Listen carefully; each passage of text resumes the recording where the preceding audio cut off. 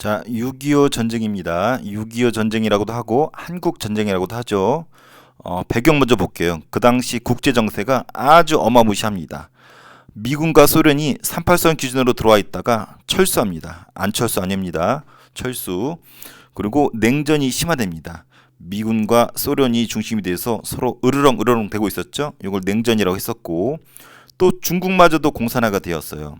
우리나라 이렇게 했으면 여기 소련도 빨간색, 북한도 빨간색, 옆에 있던 중국마저도 빨간색이 되었다라는 거죠. 그래서 중국이 공산화되었고, 이런 찰나에 38선 부근에서 이미 군사적인 조그만 충돌들이 있었어요. 여기가 휴전선인데 이미 6.25 전쟁 전에도 휴전선 부근에서 빵빵빵빵 총소리가 거의 일반화되었어. 부분적인 전투가 있었다라는 거죠. 국지전이라 그러죠. 그래서 6.25 전쟁 당일에도 총소리가 들려도 평상시에 있던 조그만 전투인 줄 알았대. 그래서 분위기가 심상치 않아. 그리고 남쪽 내에도 이 빨치산이라 해가지고 산속에 숨어서 총격전을 벌이는 게릴라들이 있었거든. 사회주의자들이. 그래서 이런 식으로 그 당시 국제 정세가 빨간색과 파란색이 큰 규모, 작은 규모로 으르렁대고 있었던 시기였었고, 이때 북한의 우두머리였던 김일성이 전쟁을 준비하고 있었습니다. 그래서 두 큰 형님, 소련과 중국한테 설득을 합니다. 형, 나 전쟁하고 싶은데 도와주세요. 형 하면서 그렇게 재촉을 합니다. 그래서 소련도 오케이, 중국도 오케이, 큰 형님과 작은 형님이 오케이 합니다. 그래서 소련은 무기를 대주기로 했어요. 소련은 그 당시 때 2차 대전 때 쓰고 남은 이 대포, 탱크 있죠? 탱크가 어마무시했거든. 이거를 지원해 줍니다. 그리고 중국은 뭐가 많았어요? 사람이 졸라 많죠? 나중에 뒤에 보면 나오지만 인해전술, 사람을 빌려줍니다. 그리고 한국군이었던 조선우영군이라고 있었어요. 혹시 기억납니까? 우리나라 해방 직전에 여기 예난 지역에서 활약했던 우리 독립군들이 있었거든. 이 독립군을 조선우영군이라고 불렀어요. 얘는 우리 마오쩌둥과 함께 일본에 맞서 싸우던 우리나라의 어떤 전투 경험이 졸라 많은 특수부대거든. 얘가 전쟁이 이제 끝났잖아. 일본이 패망했잖아. 그래서 우리 마오쩌둥 요 둘째 형님이 김일성한테 선물로 줍니다. 야, 일성아, 너 선물 줄게. 전쟁 준비한다고. 이 조선의원군 원래 조선 사람들인데 내가 데리고 일본에 맞서 싸우던 애들인데 졸라 잘 싸운다 해가지고 일성이한테 선물로 줍니다. 그래서 북한군에 편입을 시켜줘요. 3만에서 5만 정도 추정을 합니다.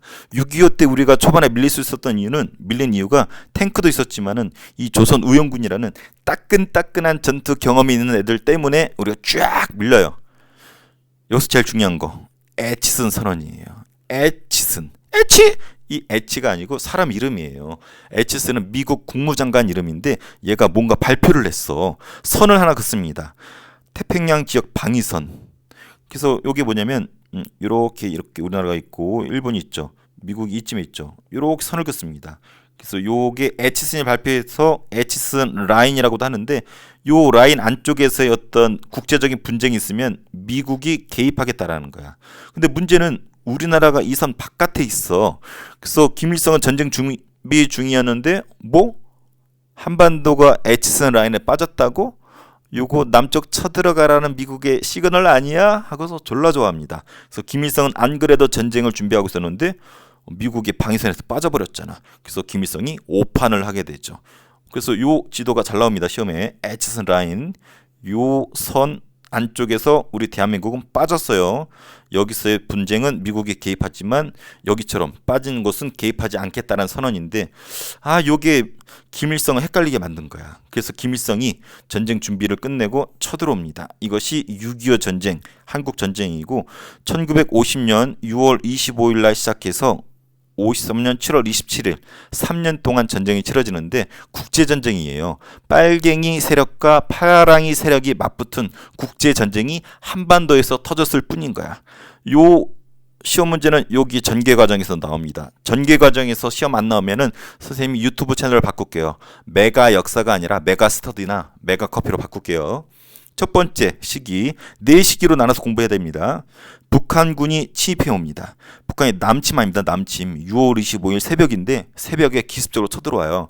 요 표현, 남침이란 표현을 잘 알아두세요. 헷갈리면 우리 똥침을 기억하면 돼. 우리가 적에 똥구멍을 푹 찌르죠. 손가락으로 찔렀다 해가지고 손가락 침이를 안 하죠. 똥구멍을 찔렀기 때문에 똥침이라 그러죠. 당한 쪽에 표현을 쓴단 말이야. 그래서 남쪽이 당했기 때문에 남쪽이 침략을 당했다.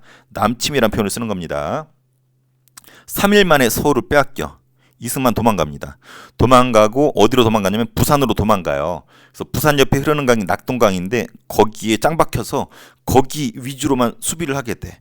지도로 그리면 이렇게 됩니다. 쭉 해서 여기. 그래서 여기만 우리가 차지하고 있고 다 북한한테 먹힙니다. 그래서 요 라인을 낙동강 전선이라 그러고 요거 빼앗기면은 전쟁 끝나는 거야. 전쟁 다 끝난 줄 알았어. 김일성 신나가지고 막 노래 부르고 난리 났습니다. 참고로 요 선을 지켰던 장군이 나중에 배우겠지만 워커 장군이라고 있어요. 미군인데 얘가 이 전선을 지키는데 아주 혁혁한 공을 세웠대. 그러다가 얘가 6.25 전쟁 중에 교통사고로 죽어요. 그래서 서울에 가면 워커힐 호텔이라고 있거든. 아주 유명해. 거기에 이 사람의 이름을 길러서 만든 호텔이라고 하죠. 나중에 남자친구랑 여자친구랑 이 워커힐 호텔 한번 가보세요. 졸라 좋습니다. 그 친구 놀려주세요. 너 여기가 왜 워커힐인지 몰라? 그것도 몰라? 빠가! 하고 헤어지세요. 그렇게 무식한 애랑 사귈 필요 없어요. 책임은 안 질게요. 자, 그래서 낙동강 전선 빼놓고는 다 먹혔어. 그래서 당황스러운 우리나라 똥줄 타죠. 그래서 우리가 이제 반격을 시작합니다. 우리 혼자 힘으로는 안 되니까 유엔, 그때 막 따끈따끈하게 생긴 유엔군을 도움을 요청합니다. 유엔군한테. 그래서 16개의 나라 자유민주주의를 사랑하는 파란색 국가들이 도와주러 옵니다. 그래서 유엔이 배를 타고 이렇게 부산으로 들어오죠. 유엔군이. 이때 들어와요. 이때 유엔군 사령관이 누구냐면 그 유명한 더글라스 맥아더, 전쟁의 신이라고 불리죠. 어마무시한 애고 2차 세계대전도 승리를 이끌었었던 미국에서는 거의 영웅, 신적인 존재예요. 맥아더. 얘가 유엔군 사령관으로 들어와서 우리나라의 작전 지휘권을 가져갑니다. 우리나라는 전투력이 약하잖아. 무기도 제대로 없어. 그래서 메가더한테 우리의 작전 지휘권, 군대 움직이는 걸 작전 지휘권이라고 그러거든요. 메가더한테 모두 위임을 합니다. 일단 메가더가 들어오자마자 뭐 할 수는 없잖아. 그래서 낙동강 전선을 지키기 위해서 아주 치열하게 싸웁니다. 이때 활약했던 게 아까 봤었던 워커 장군. 그러다가 메가더가 머리를 굴리죠. 이대로 전쟁하다가는 낙동강 전선이 무너질 수도 있다. 그래서 여기만 지키는 것은 크게 의미가 없다. 해가지고 메가더 장군이 비장의 카드를 꺼내죠. 메가더의 비장의 카드는 똥침이었어요. 메가더의 특기가 적의 똥구멍을 찌르는 똥침을 아주 기습적으로 잘 쓰거든. 그래서 메가더가 배를 모아서 쭉 돌아서 적의 똥구멍이었던 인천을 찌릅니다. 이것이 그 유명한 무슨 작전? 다 알죠? 인천 상륙작전을 감행을 합니다. 성공 확률이 5,000분의 1이었대. 크로마이트 작전이라고도 하는데 서해안 같은 경우는 인천이 서해안에 있잖아요. 밀물 썰물이 커서 성공 확률이 5,000분의 1밖에 안 되는데 장군들이 다 반대할 때 메가더가 밀어붙여. 나 타임머신 타고 미래 가봤더니 대박 난대. 영화도 만들어진대. 해가지고 밀어붙여서 성공한 것이 인천 상륙작전.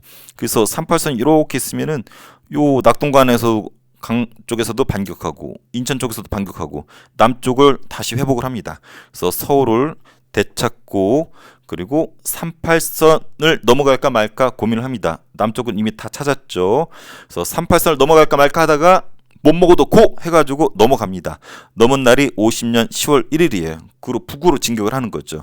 그래서 요 10월 1일 이날을 기념해서 우리가 달력 보세요. 국군의 날이라고 쓰여져 있습니다. 그래서 국군의 날은 38선을 돌파한 날이고 북한의 수도인 평양까지 갑니다. 신났어. 누가 신났냐면 이승만이 신났어. 평양까지 가가지고 사람들 불러 모아놓고 인스타 사진 찍고 난리가 났습니다. 그 연설해요. 내가 말이에요. 그 유명한 이승만이에요. 졸라 잘생겼죠? 하면서 북한 사람들 살기 위해서 박수치고 난리가 납니다. 그러다가 쭉 밀고 들어가서 압록강까지 진격을 했어. 지도로 그리면은 자 온통 우리 다 먹었어. 파란색이. 전쟁 끝났는 줄 알았어. 아까 우리가 낙동강까지 밀린 것처럼 북한도 압록강까지 밀리면서 전쟁 끝나는 줄 알았어. 그래서 북한은 여기서만 세력을 유지하고 있었을 뿐이야. 이것이 그 유명한 두 번째 시기의 특징이에요. 우리가 전쟁 끝나는 줄 알았어. 압록강까지 가가지고 압록강 물을 국군이 물통에 딱 퍼가지고 이승만 갖다 줘. 이승만이 벌컥벌컥 마시더니 짜른데 졸라 시원해. 전쟁 끝나는 거지 하고 졸라 좋아합니다.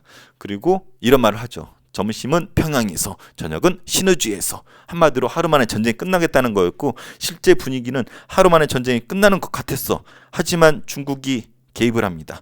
북한도 똥줄이 타니까 우리가 유엔군 끌어들인 것처럼 형님이었던 중국을 끌어들입니다. 그래서 중국군이 참전을 하게 되는 것이 세 번째 시기. 중국이 개입을 해요. 중국은 인해 전술이 있죠. 쪽수로 밀어붙입니다. 얘네 밤에 움직였어. 낮에는 땅굴 파가지고 땅에 숨어 있다가 밤에 꽹가리 치고 북치고 피리 삐리삐리삐리삐리 불고 막 돌진을 하는데 막 미국 애들이 이런 애들 처음 보거든. 쫙 밀립니다. 그래서 우리 국군과 유엔군이 후퇴를 거듭하는데 너무 빨리 밀고 내려와가지고 우리가 미처 탈출을 못했어. 그래서 중국 개입기 때 어떤 일이 벌어지냐면 38선 기준으로 여기까지 쫙 밀립니다. 그래서 온통 그냥 빨강이들한테 쫙 밀려요. 근데 문제는 너무 빨리 우리가 탈출하다 보니까 미처 탈출 못한 애들이 있었어. 그래서 어디에 고립돼 있냐면 여기에 고립이 돼 있었고 서울도 버리고 남쪽으로 도망갑니다. 자, 여기가 그 유명한 흥남부도예요. 그래서 흥남으로 모여라. 야야 카톡 인스타 다 올려. 흥남으로 모여서 여기 배 타고 탈출할 테니까 다 일로 모이라고 해. 라고 해서 벌어지는 그 유명한 작전이 흥남 철수 작전입니다. 1950년 12월 24일까지 진행이 되었대. 그래서 크리스마스 이브까지 진행되었기 때문에 크리스마스 기적이라고 불리는 흥남 철수 작전. 그래서 흥남에서 배를 타고서 쭉 돌아서 부산과 거제도로 탈출에 성공을 합니다. 그리고 서울을 버리고 51년 1월 4일 날 대규모 탈출을 벌여요. 서울이 완전히 텅텅 비었어. 잘 사진을 보면은 거미하고 개미들만 돌아다니는 게 보여요. 그래서 중국군의 개입으로 벌어진 일, 흥남철수 1사후퇴라는 거 꼭 알아두고 네 번째 단계입니다.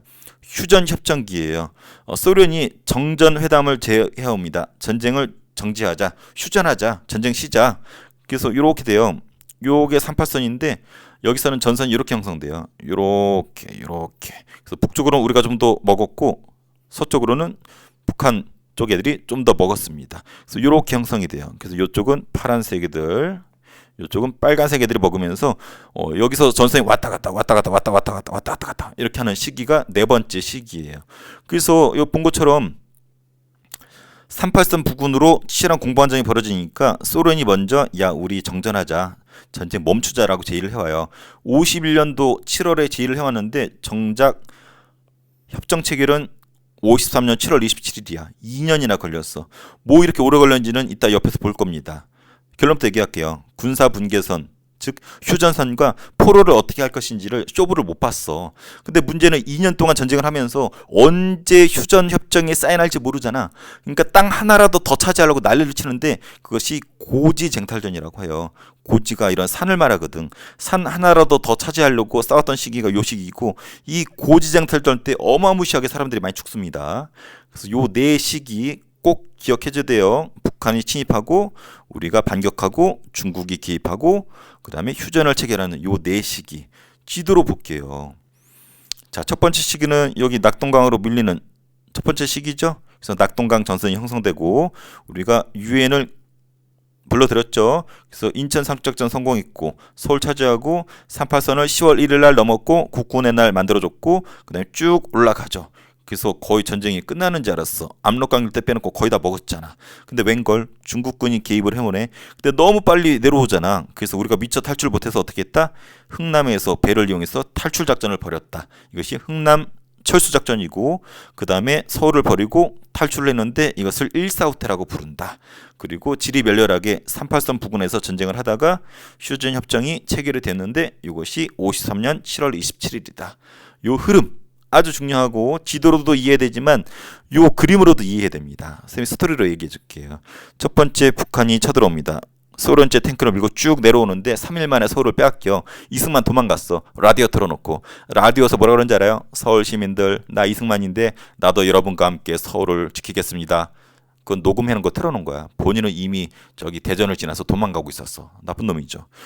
자, 도망은 갈 수 있는데 그렇게까지 할 필요는 없잖아. 그리고 한강다리까지 폭파시킵니다. 왜? 북한군이 한강다리를 건너서 남쪽으로 내려올까봐 폭파시켰는데 문제는 군인들도 그렇고 시민들도 대피도 못했는데 폭파시켜가지고 상당수 많은 사람들이 죽어요. 그리고 서울에 고립이 돼요. 고립이 돼서 이 들어오는 북한군을 맞이를 해야 돼. 그래서 북한군에 의해서 죽임을 당하기도 하고 살아남더라도 나중에 우리가 서울 다시 되찾잖아요. 이승만이 또 죽여. 왜 죽였냐면 북한군이 들어왔을 때 살아남았다라는 것은 북한군에 협조했다라는 거잖아. 협조했다라고 해가지고 북한군에 협조한 사람들 잡아서 죽이는데 무고한 사람들도 죽여버려요. 그런 사람들이 막 노이로제 걸려버려. 그래서 서울에 있으면 죽는 거야, 한마디로. 그리고 우리가 유엔에 요청을 하죠. 그래서 유엔군이 참전을 하고 더글라스 맥아더가 인천 사격작전에 성공을 합니다. 전쟁의 신이죠.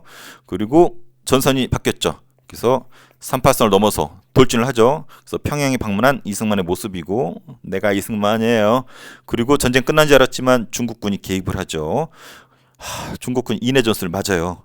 맨날 피리 부는데 밤에 피리 불고서 돌진하니까 막 미국 애들 막 미쳐. 그래서 갑자기 노래 부르려고 그랬네요. 자, 중공군의 개입으로 미처 탈출을 못하고 흥남에 고립된 군인들을 철수시키는 흥남 철수작전이 벌어졌었죠.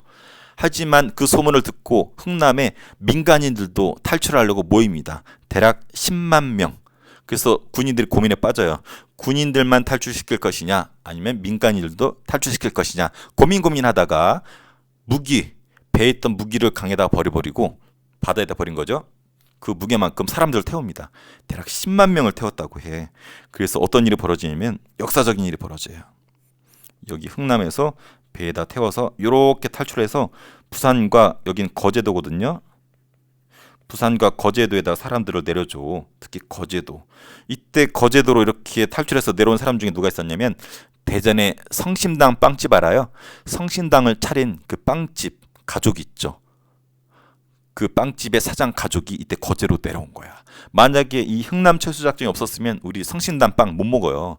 그리고 이 거제도에 내려왔을 때 어떤 가족이 있었냐면, 또 문재인 아버지, 어머니가 여기 타고 있었대. 그래서 그 부부가 거제도에서 문재인을 태어나게 한 거죠. 그래서 문재인 대통령도 거제도가 고향이에요. 그래서 이 흥남 철수작전이 없었으면은 문재인 대통령도 없었고, 선생님이 좋아하는 대전 성심당 빵도 없었습니다. 그래서 상식도 알아두고 여자친구랑 대전 성신당 빵 가서 먹을 때 역시 물어보세요. 야, 이 성신당 빵 무슨 역사적 유래가 있는지 알아? 그것도 몰라? 야, 먹는 거 뱉어. 그것도 몰라? 이렇게 놀려주세요. 자, 그리고 1.4.5 때 서울을 버리고 다 도망갑니다. 다 도망갔어, 진짜로. 왜? 한강다리 폭파돼서 고립되어서 못 도망간 사람들 북한군이 죽이고, 나중에 이승만이 와가지고 이승만이 또 죽여버렸죠. 그래서 1.4.5 때 왜 다 도망갔냐면 서울에 있으면 죽는 거 알기 때문에 다 도망갑니다. 그래서 순서 알아두세요. 중국 개입으로 인해서 흥남 철수, 그 다음에 1.4.5 때 이렇게 이어진다라는 거. 그리고 휴전협정 체결 소식이 들어지면서 고지 하나라도 더 차지하려고 치열하게 고지 전투가 벌어집니다. 그래서 산이 고지인데 이 꼭대기 하나 차지하려고 하루에 주인이 7번이 바뀌었대. 그래서 하도 포교해가지고 산이 막 깎여가지고 산이 키가 낮아졌대. 참. 땅 파면은 그냥 시체들이 질비합니다. 땅이 몇 미터가 깎였대. 하도 많이 죽어가지고. 이게 그 유명한 고지전투고, 이걸 영화로 만든 것이 고지전. 그리고 정전협정에 의해서 판문점에서 사인을 하면서 전쟁이 중단이 되게 되죠. 그래서 정전협정 아까 3년간 지속된다 그랬었죠. 소련이 제의를 해와요. 그래서 51년에서 53년까지 2년간 진행이 됐는데 요 두 개 때문에 길어졌어. 군사 분계선, 쉽게 표현해서 휴전선이에요. 어디 선을 기준으로 휴전을 할까? 근데 북한은 38선을 고집하고 우리는 현재 전선을 고집했습니다.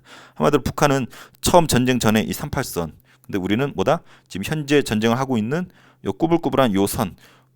결론적으로는 요게 채택이 되죠. 그래서 현재 우리 휴전선은 꾸불꾸불하죠. 그래서 여러분 38선과 휴전선 구분할 줄 알아야 돼요. 친구한테 물어보세요. 이것도 모르면 싸대기한테 쳐주세요. 야, 현재 전선이 휴전선이야. 그것도 몰라? 38선 아니라고 알려주세요. 자, 그리고 포로 송환 문제. 북한은 자동 송환을 원했습니다. 남측에 있는 포로도 북한으로 자동으로 보내라. 근데 우리는 아니에요. 아니다. 자유롭게 의사를 물어보자. 우리 남쪽에 있는 애들, 저기 빨간색 군대이지만 우리 남한 체제를 좋아하는 것 같아. 의사를 물어봐서 남쪽에 있겠다면 남쪽에 세워두자 했는데, 결론은 우리의 의견이 받아들여집니다. 왜 그런지 알아요?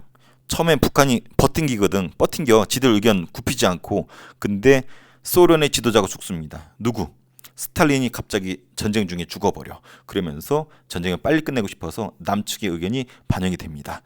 그래서 전쟁 중에는 치열하게 공방전이 있었지만 53년 7월 27일 날 정전협정이 체결되고 지금까지 이어지고 있는 거죠.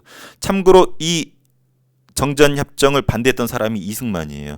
우리나라는 이거 반대했습니다. 왜? 전쟁 이왕 시작한 거 끝까지 가자. 빨간색이 되든 파란색이 되든 전쟁 끝나자, 통일하자. 그래서 정전협정에 반대합니다. 그래서 꼬장 부려요. 거제도가 아까 흥남철수작전으로 유명하지만 문재인 고향으로 유명하지만 여기에 포로 수용소가 있었거든. 북한군 포로가 여기 엄청나게 있었거든. 그래서 여기에 공산주의를 반대하는 포로 있죠. 한반도로 북한군 포로인데 공산주의를 싫어하는 포로들을 석방시켜줬어. 이게 그 사진이에요. 이승만 사진 들고 있죠. 얘네 빨간색 군대인데 북한으로 가기 싫다고 하는 반공포로인데 이승만이 이 정전협정 깽판 놓으려고 협상 도중에 포로를 석방시킵니다. 모든 사람들 깜짝 놀랐어. 북한은 시발시발거리고 야 왜 석방시켜?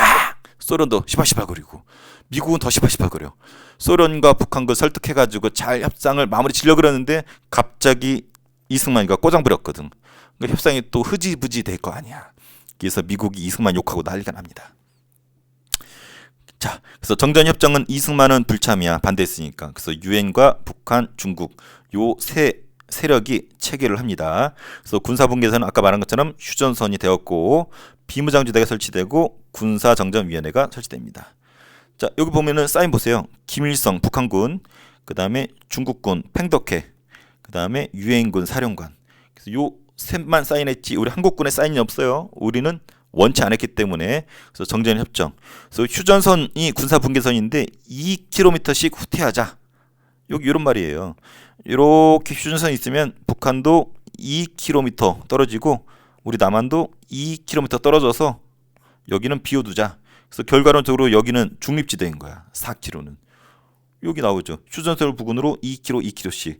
여기를 우리 비무장지대라고 불러요. 그래서 요 부분을 비무장지대인데 요 4km 부근, 폭 4km 요 부근이 몇 년이야? 53년도부터 지금까지니까 거의 한 72년 동안 사람이 안 들어간 거야. 동물들은 들어가겠죠. 들어가서 가끔 지뢰 밟고 죽긴 하겠지만 천연의 자연이 그대로 유지된 거야. 이런 곳이 세계에 없거든. 그래서 어마무시한 천연 자원이 그대로 보존된 곳이 전 세계에 여기밖에 없기 때문에 여기는 세계인들도 주목하고 있는 곳이라는 거. 자, 6.25 전쟁 일어나지 말았어야 되는데 피해가 어마무시합니다. 군인과 민간인 수백 명이 죽었어요. 이거 보세요. 유엔군도 많이 죽었지만 중국군, 북한군도 많이 죽었고 남한도 많이 죽었고 보니까 민간인들이 더 많이 죽었죠. 자, 엄청나게 죽고 참고로 부산에 가면은 유엔군 묘지가 있어요. 유엔군 묘지가 있는 곳은 전 세계 우리나라밖에 없습니다. 유엔군 중에서 한국전쟁에 참전했다 죽은 사람들 있죠. 부산에다가 이렇게 묘지, 공동묘지를 마련해 줬어요. 가끔은 여기서 퍼다가 자기 나라로 가져갔지만 상당수는 여기에 이렇게 누워 있죠. 고마운 사람들이죠. 너의 나라 전쟁에 이렇게 와서 죽어줬으니까. 그리고 전쟁 고아들 어마무시합니다.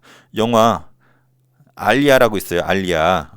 여기에 터키죠. 터키군이 와가지고 전쟁하다가 이 고아를 보고 사랑에 빠져가지고 고아를 데려가려고 시도했었던 것을 묘사한 실제 있었던 이야기예요. 전쟁 고아 이야기고 한번 보세요. 눈물 납니다. 졸라 재밌어. 그 전쟁 중에 모두 파괴되고 적대감이 장난 아닙니다. 남북의 적대감 장난 아니에요. 북쪽에서는 남쪽 애들을 반동분자라고 욕하고 우리는 빨갱이 새끼들. 좋은 표현이 아니에요. 선생님 그래서 빨강이 하는데 빨갱이 새끼라는 것은 북한 애들을 비하하는 거고 반동분자는 우리 남쪽 애들을 비하하는 표현이에요. 서로 이런 표현이 나올 정도로 서로 으르렁 아직까지도 그러고 있죠. 이산가족 문제, 민간인 학살 문제 아직도 북한에 돌아오지 못한 국군 포로들 많이 있거든. 문제가 아직 해결 안 됐어. 근데 민간인 학살 문제 보세요. 인민재판이 벌어집니다. 아까 첫 번째 시기에 서울을 북한이 차지했었죠. 낙동강정선 빼놓고 다 북한군이 먹었죠. 북한군이 민간인 학살합니다. 주로 이런 애들, 친일파, 악질 지주, 군인, 경찰, 공무원 가족들 죽여버려요. 이게 인민재판 모습인데 제대로 재판도 안 해. 사람들 운동장에 불러 모아놓고 저 사람 어땠어요? 죽여요 하면 죽여버렸다고 해. 손가락 하나로 위 아래, 위가 되면은 그냥 살리는 거고 아래가 되면 죽이는 거야. 이게 인민재판이야. 나중에 이승만이 서울 가가지고 인민재판 했던 사람들 보복하겠죠. 그래서 왔다 갔다 하면서 수많은 사람들이 죽었어. 보도연맹 사건 요거 중요합니다. 자, 전쟁청에 우리 대한민국에도 좌익 경력 있는 사람들이 있을 거 아니야. 근데 이 사람들을 우익으로 전향시켰어. 죽일 순 없잖아. 그래서 이 사람들을 명단으로 관리하고 있었거든. 근데 전쟁이 터졌네. 좌익에서 우익으로 전향한 사람들을 국민보도연맹원이라고 해가지고 명부를 만들어서 관리하고 있었는데 전쟁이 터졌어. 여기 좌익 경험이 있는 사람들이 있으니까 불안하잖아. 북한군에 협조할 수도 있으니까 불안하니까 이승만이 어떻게 했냐면 그 명단에 있는 사람들 싹 죽여버립니다. 20여만 명을 죽였대.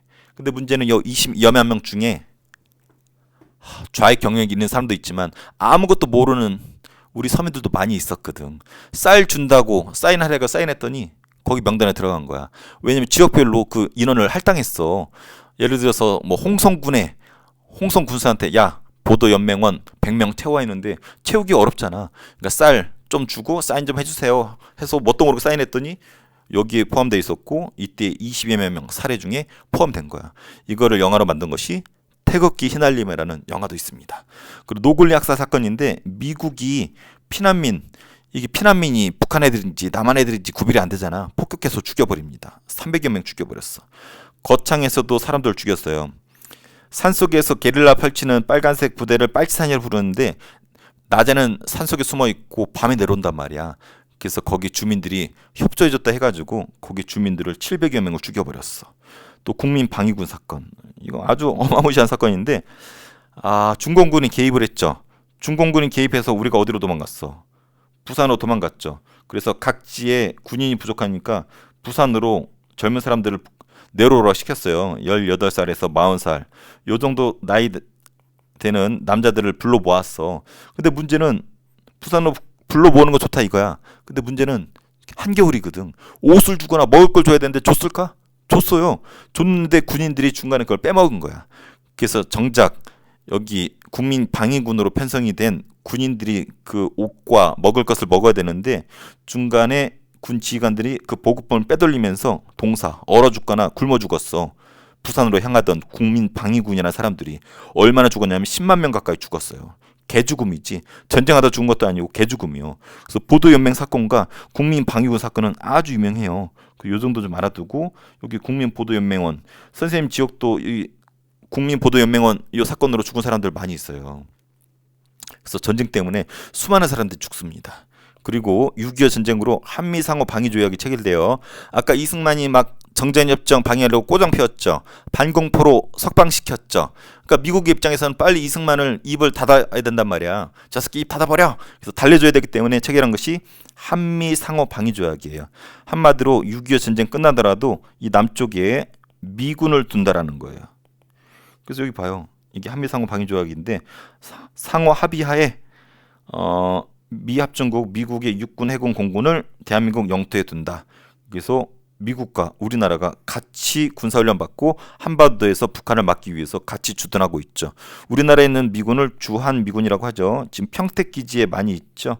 그리고 거기서 같이 근무하는 카투사라는 군대도 있습니다. 그래서 한미상호 방위조약이 이때 체결이 되고 미국이 고맙죠. 도움을 주고 있죠. 우리를 지켜주는 역할을 하고 있잖아. 그래서 한미상호 방위조약이 이때 체결돼서 아직까지도 있다라는 거. 근데 미국도 좋아. 왜? 여기 소련 빨강이, 북한 빨강이, 중국 빨강이, 온통 빨강이 세상이잖아. 근데 우리나라 파랑이, 미국 파랑이, 일본 파랑이. 그러니까 여기 딱 우리나라가 빨간색 세력과 파란색 세력이 맞붙는 딱 점이지대거든. 그러니까 우리나라에 미군이 주둔함으로써 얻는 미국의 이점도 있죠. 그래서 미국도 좋고 우리도 좋고 이것이 구유명한 한미상호 방위조약으로 미국이 주둔하고 있다.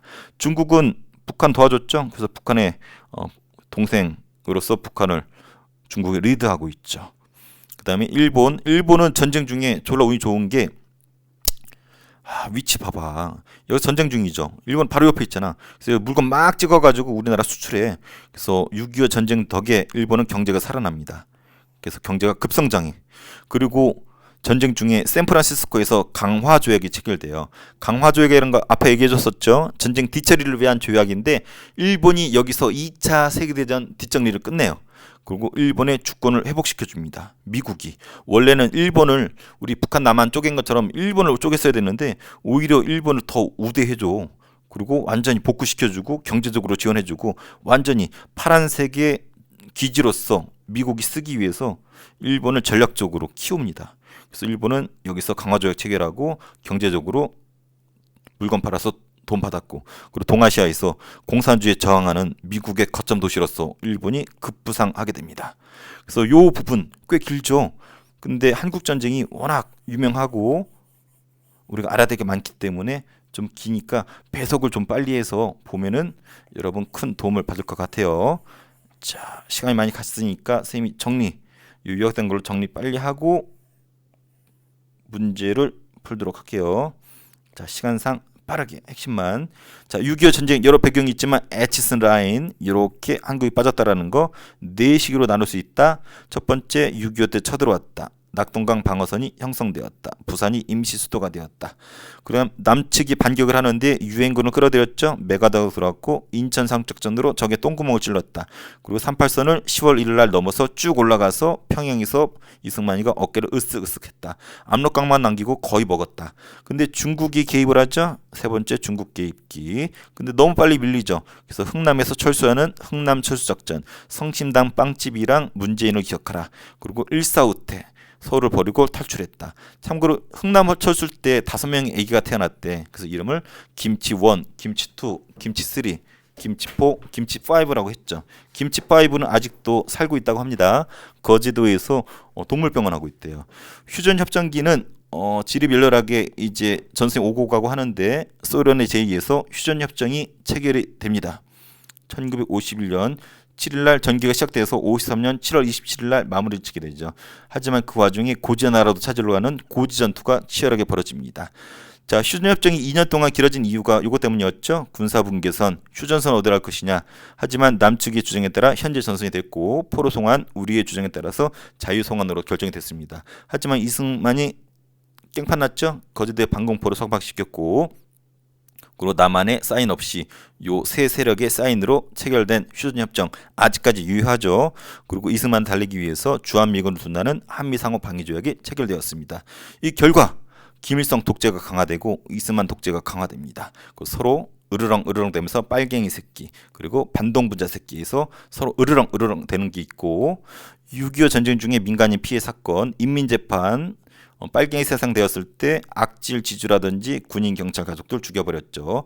보도연맹 사건, 좌익 경험 있는 사람들을 우유로 전향시켜서 명부를 만들었는데 전쟁이 터졌죠. 그래서 그 명부에 있던 국민보도연맹원을 20여 명 가까이 살해를 했고 이것을 영어로 만들었죠. 태극기 휘날리며. 그리고 미국도 학살했죠. 노근의 학살, 그리고 거창 양면 학살. 이건 중요하진 않지만 국민방위군 사건과 보도연맹 사건 아주 중요했어요. 국민방위군 사건, 부산으로 모이라고 했었던 국민방위군이 한 10만 명 가까이가 죽었어. 얼어 죽고 굶어 죽었어. 이유가 얘네들한테 가야 될 보급품이 군대 지휘관들이 핑탕시켰죠. 그래서 얘네들 총살시켜서 죽여버립니다. 군 지휘관들. 나쁜 새끼들이죠. 자, 시간이 많이 갔지만 문제 한번 풀어볼게요. 자, 에치슨 선언은 대한민국 방위선을 제외시켰다. 대한민국을 방위선을 제외시켰죠. 맞죠? 그래서 김일성이 오판했잖아. 유엔은 16개국이 참전했고 한국을 지원했다. 맞습니다. 53년 7월 27일 휴전협정으로 종결되었다. 맞죠? 6.25 전쟁 중 민간인 피해는 거의 없었다. 무슨 말도 안 되는 소리예요. 국민방위군 사건, 보도연맹 사건은 꼭 기억하라고 그랬었죠. 전쟁 이후 일본은 경제회복 계획을 마련했다. 졸라 운이 좋은 나라죠. 일본 총리가 6.25 전쟁은 신이 일본에 준 축복이다라고 선물이다라고 이렇게 할 정도로 엄청나게 혜택을 받죠. 자, 인천을 탈환했다. 인천 상륙 작전이 되겠죠. 그리고 50년 11월에 누가 참전해서 전세가 다시 역전됐냐면 중국군이죠. 중공군도 맞습니다. 휴전 협정은 외워두세요. 53년 7월 27일 언제까지? now 지금까지 유지가 되고 있죠. 전쟁 후 미국은 이승만을 달리기 위해서 뭐 했었죠? 한미 상호 방위 조약을 체결했죠. 한미 상호 방위 조약 요거에 의해서 우리나라에 지금 누가 있다? 주한 미군이 있고 평택에 있다. 자, 6.25 전쟁을 계기로 반공 체제 일본이 반공의 어떤 거점 기지 역할을 하게 됩니다. 그래서 미국은 일본을 아주 좋아한다라는 거 우리나라보다 좋아합니다.